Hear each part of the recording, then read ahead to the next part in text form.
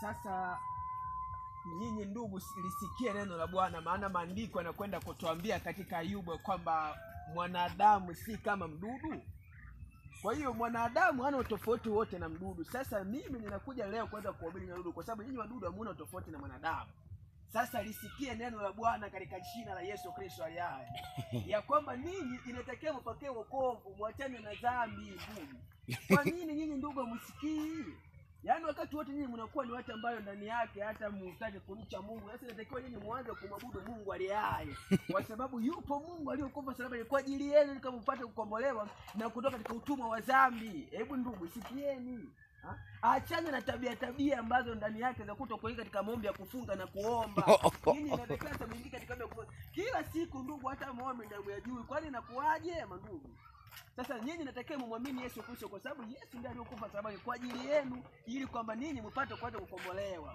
Nami ninahakikisha kama mkisha nyinyi kuweza kutubu dhambi zenu na kuachana na uovu, basi mtakwenda kuweza kuombolewa, mtakwenda kuokoka. Kwa sababu hata maandiko pia yanakuja kuweza kutuambia ya kama tazama, basi hata katika safina wakati wa Nuhu aliingia safina na wanyama pamoja. Kwa hiyo ninyi muna haki kabisa kuweza kupokea wokovu, kwa sababu hata nanyi pia mnakuja kutana kwamba hata wakati wa Nuhu mliweza kuingia nyinyi mkaokoka katika gharika nyinyi.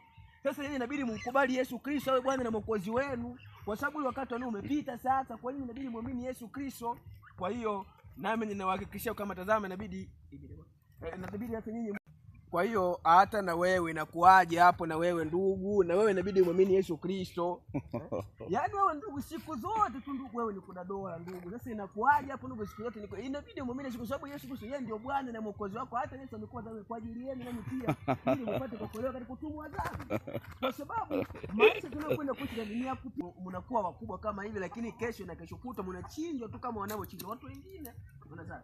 Hata inabidi nani muamini Yesu Kristo, kwa sababu Yesu ndio Bwana. Na maandiko yetu ni uwezo wake, kama hata nani mliokoka katika Nuhu, nyinyi inabidi mpokee wokovu. Nyinyi inabidi mjue. Kwa nini ndugu mtaki kwenda kusikia mambo tuambiayo? Kwani hadi lini nyinyi mtanisikana na Bwana bila kulifikiria manani ndugu? Sasa leo ninahakikisha kwamba yupo Yesu aokoaye, awezani kuweza kuwatoa katika utumwa wa dhambi. Yupo Yesu ambaye ana uwezo ili kuweza kuwatoa na kuwafanya kuwa wapya ndani yake katika jina la Yesu Kristo. Hata lini ndugu mtaweza mkaa na hali hapa? Ulisikia neno la Mungu ili hapa tunawaambieni ndugu. Na hapo unakuta wakati wote ni ugomvi tu, kupigana ni dhambi. Maandiko Mungu yanakataza kupigana. Mwishowe mkapigana hapo, kupigana ni dhambi. Hata kwa nini mnaishi maisha kwanza kupigana, na hadi lini mtaishi maisha